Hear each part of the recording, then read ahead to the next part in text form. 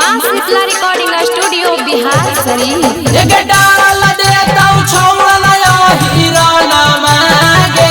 चढ़त फागुन के महीना गे आइल हकौ होलिया बोलै नै कु बोलिया गे छौड़ी आइल हकौ होलिया बोलै नै कु बोलिया गे छौड़ी गे रंग देतौ तोरो चोलिया यही टोलिया गे छौड़ी रंग देतौ तोरो चोलिया यही टोलिया गे छौड़ी छोड़ा कलैया जा रे मुदैया बाउर बड़ा बुझाला रे छोड़ा कलैया जा रे मुदैया बाउर बड़ा बुझाला रे धीरे से रंगवा डालू रे देवरा भीतरा लागेला पाला रे धीरे से रंगवा डालू रे देवरा भीतरा लागेला पाला रे एक चलतौ नै बहनमा चाहे चलतौ गोलिया गे छौड़ी चलतौ नै बहनमा चाहे चलतौ गोलिया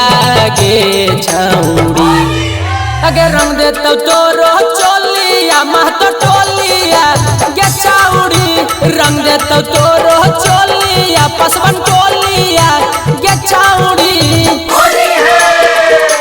माँ शीतला रिकॉर्डिंग स्टूडियो बिहार शरीफ। मालिक मोले जाना खलासी हमरा देवारा होलिया में चोलिया सियादा हो डारे वारा गिड़ल हकौ मानमा ले जैतौ टांगी कोलिया गे छौड़ी बिगड़ल हकौ मानमा ले जैतौ टांगी कोलिया गे छौड़ी एगे रंग देतौ तोरो चोलिया बाभन टोलिया गे छौड़ी रंग देतौ तोरो चोलिया साउ टोलिया गे छौड़ी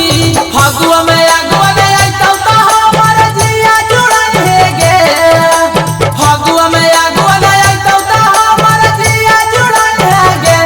गे छौड़ी अमची होली में कुमारे जे रैया त कामा चलाई गे छौड़ी अमची होली में कुमारे जे रैया त कामा चलाई गे काजू चित्रंगनमा बिगाड़ देतौ तोर हुलिया गे छौड़ी काजू चित्रंगनमा बिगाड़ देतौ तोर हुलिया गे